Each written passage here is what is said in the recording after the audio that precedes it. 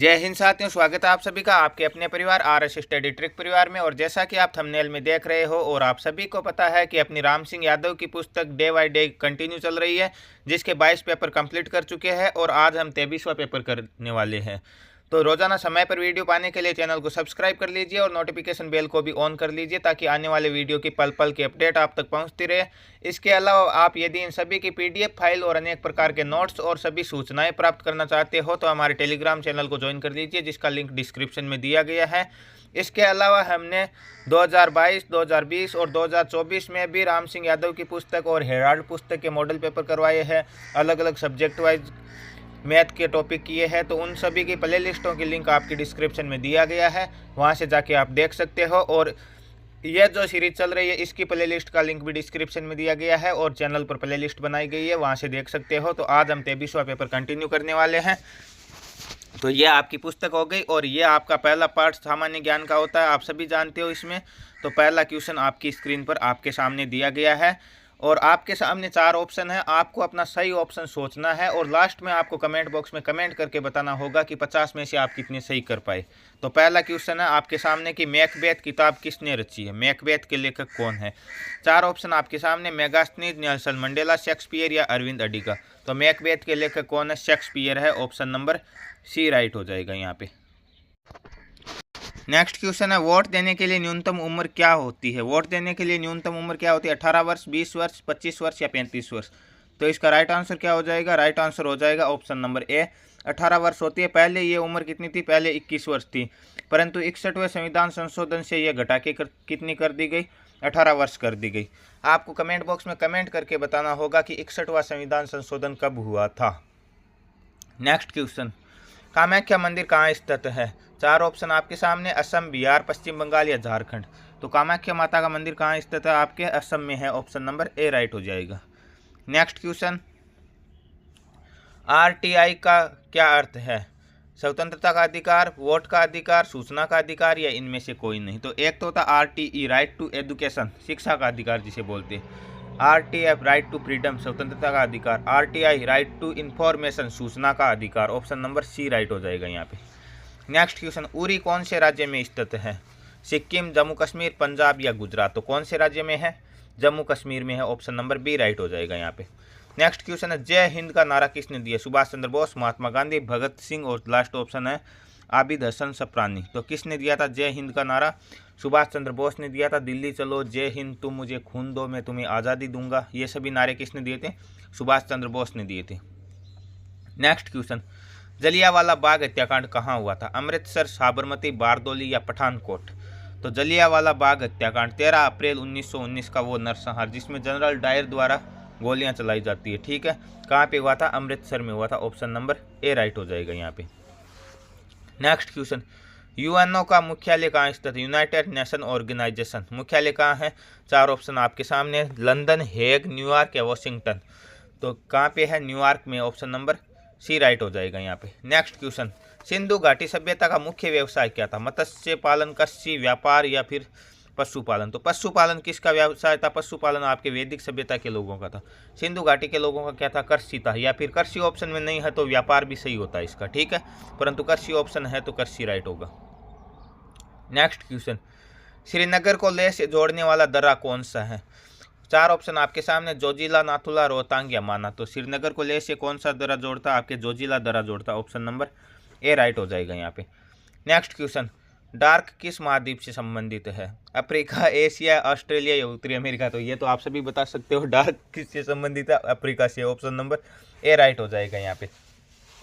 Next question, Chilka झील किस राज्य में स्थित है, ओडिशा, गुजरात, राजस्थान या फिर चौथा ऑप्शन है केरल। तो किस राज्य में स्थित है, और चिल्का झील आपके ओडिशा में। ऑप्शन नंबर ए राइट हो जाएगा। नेक्स्ट क्वेश्चन, टिहरी बांध किस नदी के किनारे स्थित है, सतलज, कावेरी, भागीरथी या Krishna.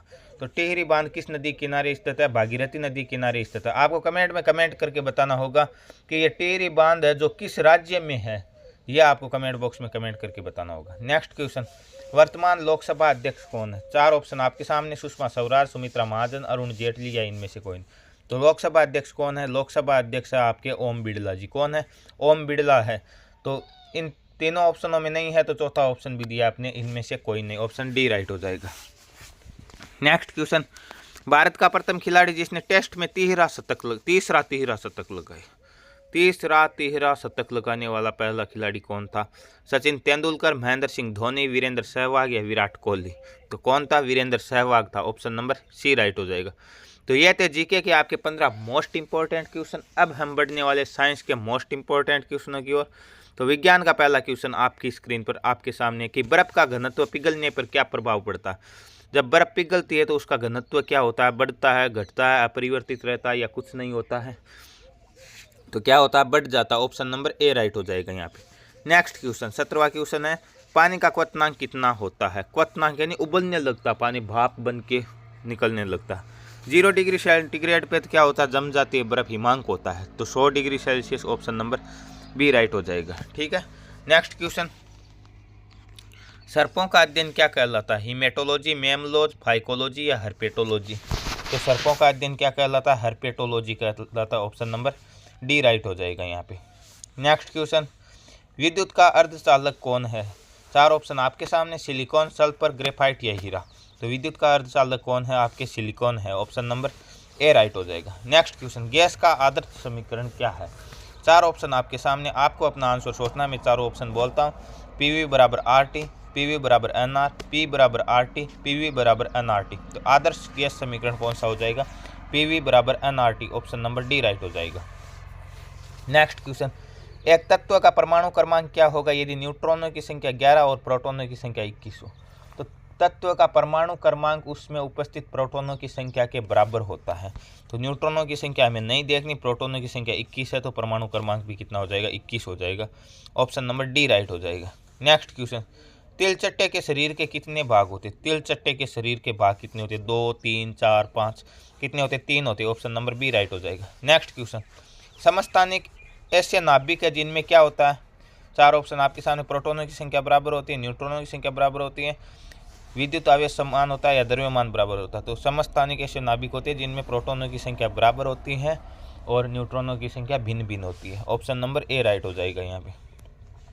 Next question, PN junction diode का प्रयोग होता है किस में होता है? 4 ऑप्शन आपके सामने, संसूचक परिपथ, परिशोधन डायोड या सिग्नल डायोड या उपरोक्त सभी? तो इन तीनों में होता है प्रयोग। संसूचक परिपथ, परिशोधन डायोड या सिग्नल डायोड, तीनों में उपयोग होता है। तो उपरोक्त सभी ऑप्शन नंबर डी राइट हो जाएगा। नेक्स्ट क्वेश्चन, आवृत्ति का मात्रक क्या होता है? वोल्टमीटर, बैरोमीटर, हर्ट्ज या ओम? तो क्या होता है? ओम किसका होता है? प्रतिरोध का मात्रक होता है। आवृत्ति के क्या हो जाएगा? हर्ट्ज हो जाएगा। ऑप्शन नंबर सी राइट हो जाएगा यहाँ पे। नेक्स्ट क्वेश्चन, एक अश्वशक्ति, एक हॉर्स पावर कितने वाट के बराबर होती है? एक हॉर्स पावर आपके 746 वाट के बराबर होती है। ऑप्शन ए राइट हो जाएगा यहाँ पे। नेक्स्ट क्वेश्चन, 2 समान भार वस्तुएं 2 वोल्ट और 3 वोल्ट के वेग से चलती है तो इसकी गतिज ऊर्जा का अनुपात क्या हो जाएगा? तो गतिज ऊर्जा क्या हो जाएगी? इनके वर्गों के अनुपात के बराबर हो जाएगी। 2 का स्क्वायर कितना हो जाएगा? 4 और 3 का स्क्वायर 9, तो 4:9 इसका राइट आंसर हो जाएगा। ऑप्शन नंबर डी राइट हो जाएगा। नेक्स्ट क्वेश्चन, न्यूट्रॉन की खोज किसने की थी? ई टॉप पर नाचे मोर। ठीक है। इलेक्ट्रॉन की किसने की थी? थॉमसन ने की थी। पर परमाणु की खोज किसने की थी? रदरफोर्ड ने की थी। और न्यूट्रॉन की खोज किसने की? नाचे जेम्स चैडविक ने की थी। ऑप्शन नंबर सी राइट हो जाएगा यहाँ पे। नेक्स्ट क्वेश्चन, पृष्ठ तनाव का मात्रक क्या है? पृष्ठ तनाव का मात्रक क्या होता है? जूल, जूल प्रति सेकंड, न्यूटन मीटर या फुट पाउंड? तो पृष्ठ तनाव का मात्रक होता है newton metre. Option number C right हो जाएगा। नेक्स्ट क्वेश्चन और साइंस का लास्ट क्वेश्चन, विटामिन बी की कमी से कौन सा रोग होता है? 4 ऑप्शन आपके सामने, टाइफाइड, बेरीबेरी, घेंगा या स्कर्वी? तो स्कर्वी तो आप जानते हो विटामिन सी की कमी से होता है, घेंगा आयोडीन की कमी से होता है, विटामिन बी की कमी से बेरीबेरी रोग होता है। ऑप्शन नंबर बी राइट हो जाएगा।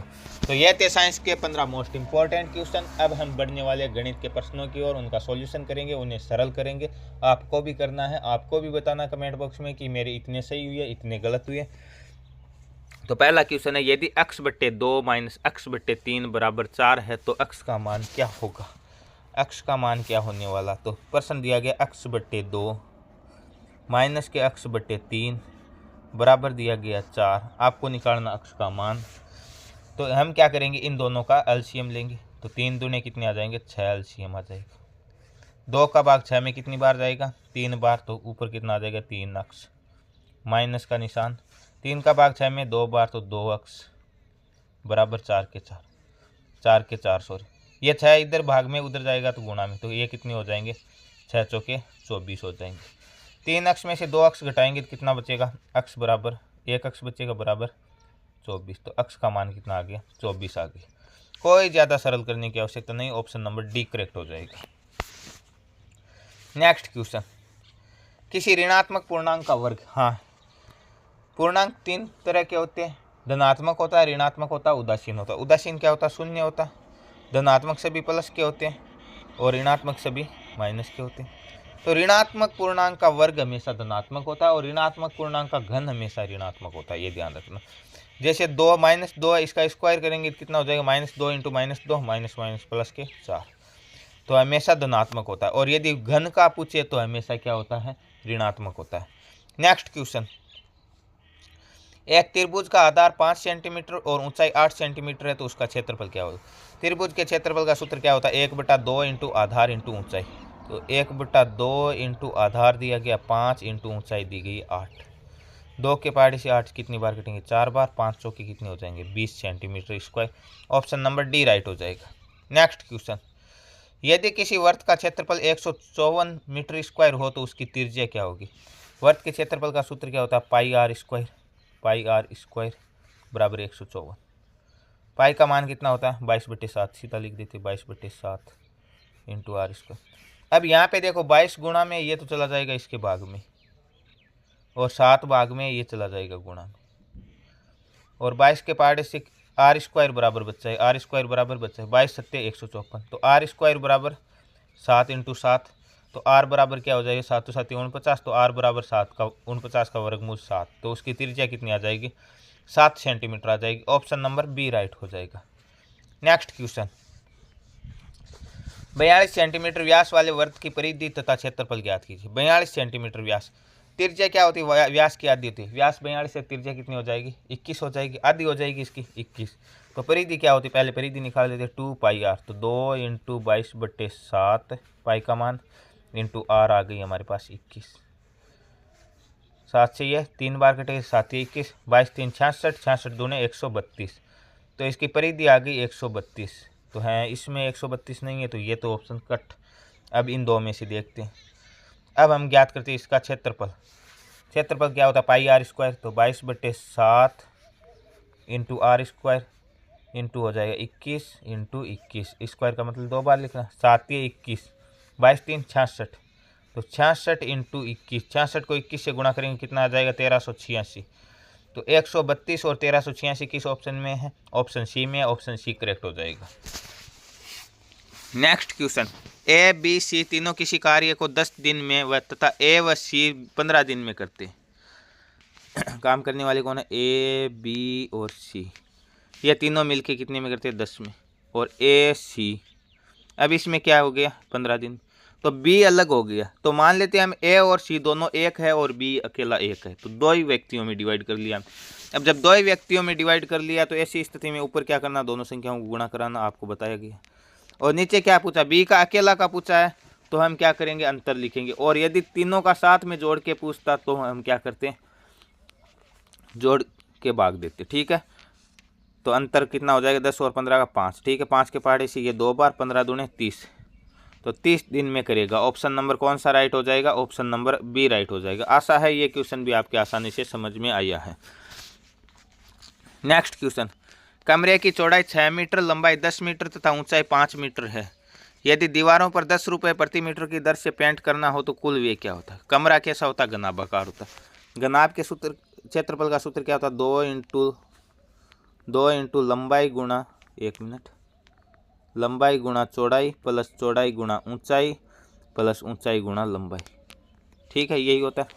तो 2 × लंबाई चौड़ाई क्या हो जाएगी, 6 को 10 से गुणा करेंगे 60, प्लस चौड़ाई ऊंचाई 50, 5 को 10 से करेंगे, प्लस ऊंचाई लंबाई 6 × 5 = 30, इन्हें जोड़ लो, 60 और 50 110 और 30 140 दूने 280, ठीक है। तो क्षेत्रफल आ गया कमरे का कितना, 280। परंतु पेंट किस पे कर रहा, केवल दीवारों पे कर रहा, तो क्या बच गई, एक तो छत बच गई, एक फर्श बच गया। छत में क्या होती, लंबाई और चौड़ाई, ऊंचाई नहीं होती, और फर्श में भी लंबाई और चौड़ाई होती है। तो कितनी हो जाएगी, 2 आयतों का क्षेत्रफल घटा लो, 6 × 10 60, और 2 का करेंगे तो 60 दूने 120। हमारे पास क्षेत्रफल कितना आया 280। 280 में से 120 घटाएंगे कितना आ जाएगा 160। तो 160 वर्ग मीटर पर ही पेंट करना है। तो 1 वर्ग मीटर की कीमत कितनी है 10 रुपये। तो 160 की कितनी हो जाएगी 10 × 160 1600 रुपये हो जाएंगे। तो कुल खर्चा कितना आ जाएगा 1600 रुपये आ जाएगा।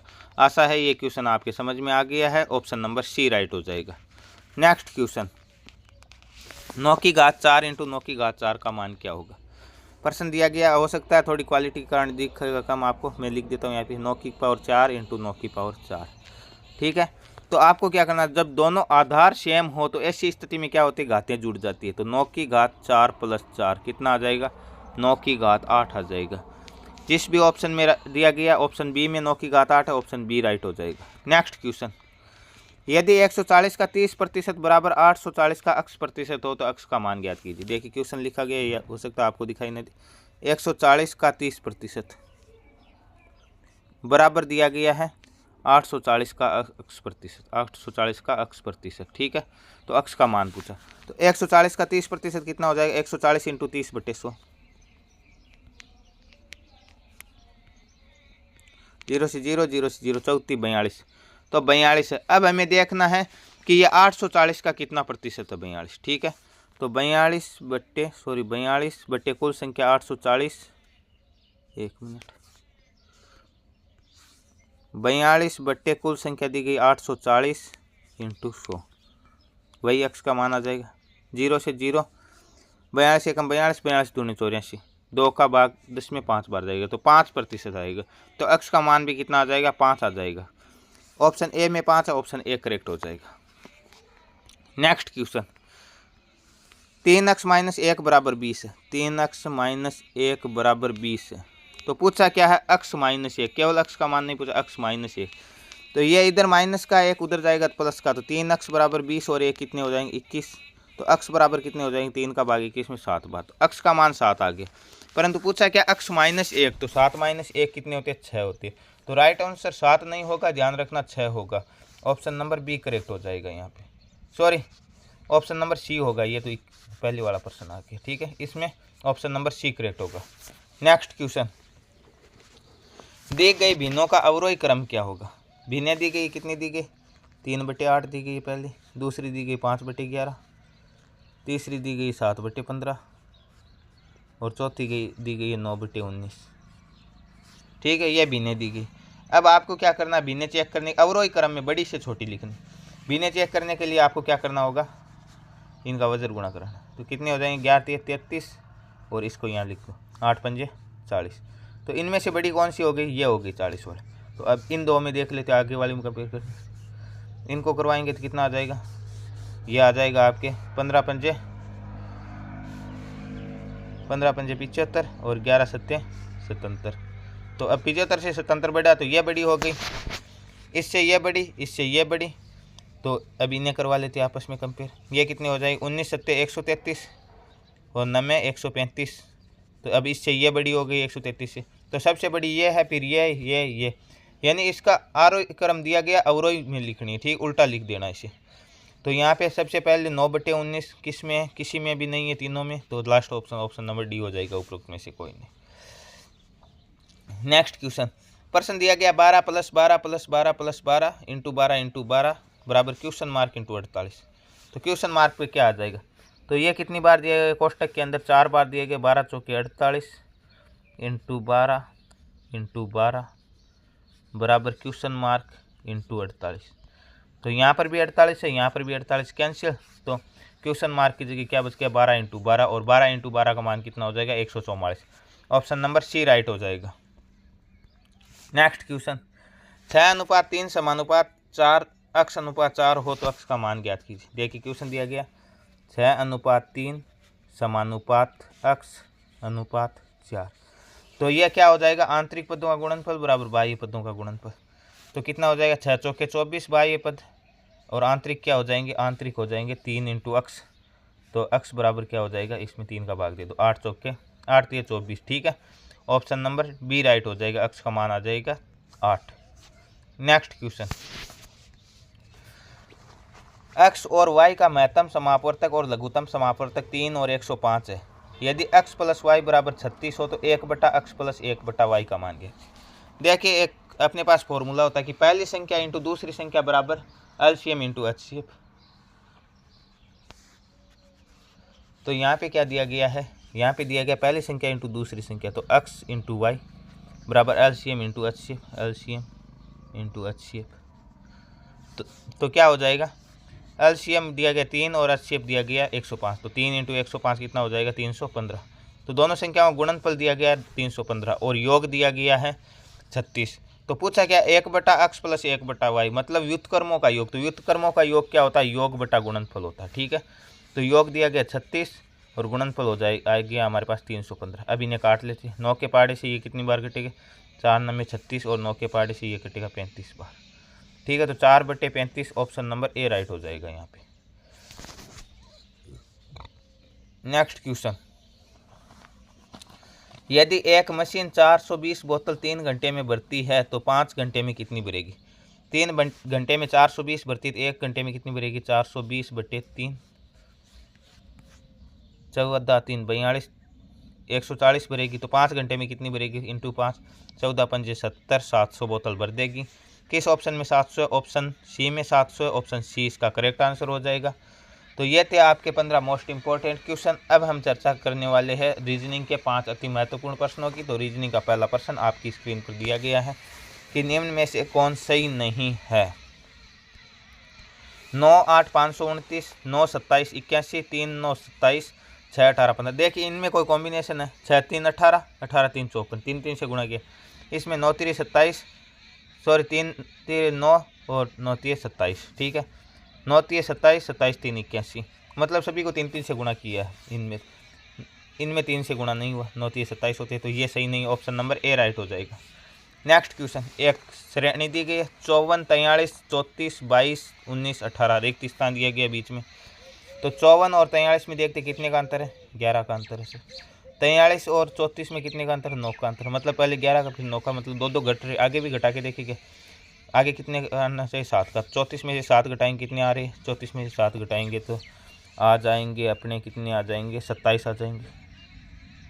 ठीक है, फिर 5 का देखते हैं, 27 में से 5 घटाते 22 आते हैं बिल्कुल। 22 में से 3 घटाए 19, 19 में से 1 घटाए 18, मतलब 27 इसका right answer option number B हो जाएगा।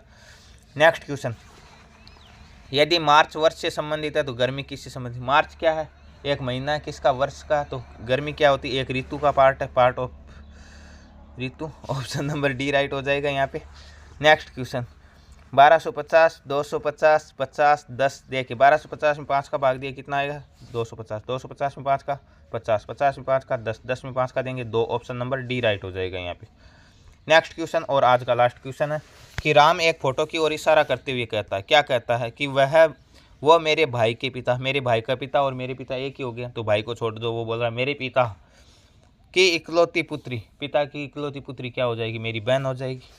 और मेरी बहन का बेटा है, मतलब मेरा क्या हो गया, भांजा। तो राम का क्या संबंध हो जाएगा, राम मामा हो गया, ऑप्शन नंबर बी राइट हो जाएगा। ये आपकी उत्तरमाला, ये कठिन प्रश्नों के हल। हम कठिन प्रश्न सभी सोल्व कर चुके हैं, हमें नहीं देखना है। तो ये आपका टाइम है, देख ले 23 से 24 मिनट में आपका पेपर कंप्लीट हो गया।